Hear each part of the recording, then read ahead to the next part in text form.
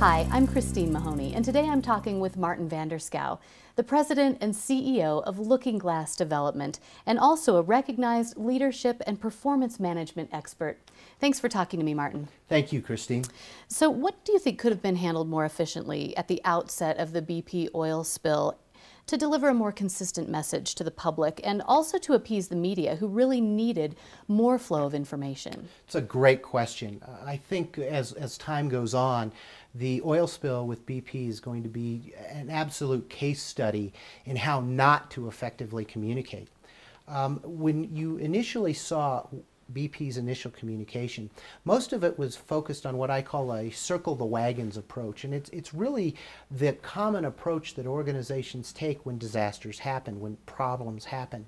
The initial response everybody wants to do is immediately get their team together, close up ranks as if it's the wagon train and the Indians are attacking, if you will.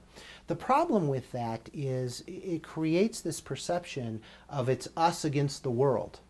And when that happens, we become very closed in our communication, very, very ineffective.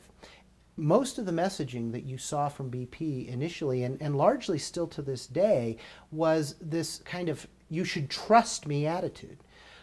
We have the answers, trust me, we're the best in the world at this stuff, and we've got it all under control. But day after day, what kept happening is unforeseen circumstances, because it's a very complex situation, occurred. It made them look like, on one hand, we're saying, trust me, we've got it under control. And on the other hand, they had no control at all. Mm-hmm. All of a sudden, nobody believes anything that they're saying. And so in terms of being more effective in their communication, the message that they should have been going out with is one that simply said, we have a plan. We're going to try this, and if this first idea doesn't work, we've got a backup, and we've got a backup, and we've got a backup. But we have a series of things, and we have reasons why we believe each one of these ideas should be tried first, second, third, etc., in terms of dealing with the disaster. And instead of trying to go out with this perception of everybody should just trust us, the attitude should have been one where they're trying to project confidence that they may not have all the right answers, but they have really, really smart people who are working very hard to figure out the right answers. It's a much more trusting and open kind of communication style. Unfortunately, once you get that trust lost, it's basically impossible to get back.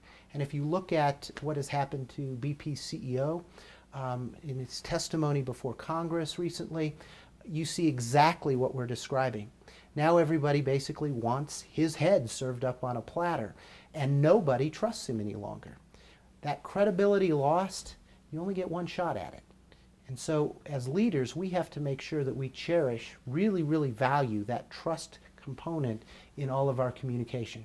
We should never, ever do anything that breaks that down. And in your book, Flavor of the Month, you talk about some strategies that top-level executives can employ in situations like this or any other. Absolutely. And really, it's a book designed for those senior leaders to get simple ideas that they can deploy very quickly. So I hope a lot of the leaders listening today will take a moment to take a look at it. All right, Martin VanDerSchouw, thank you very much. Thank you, Christine.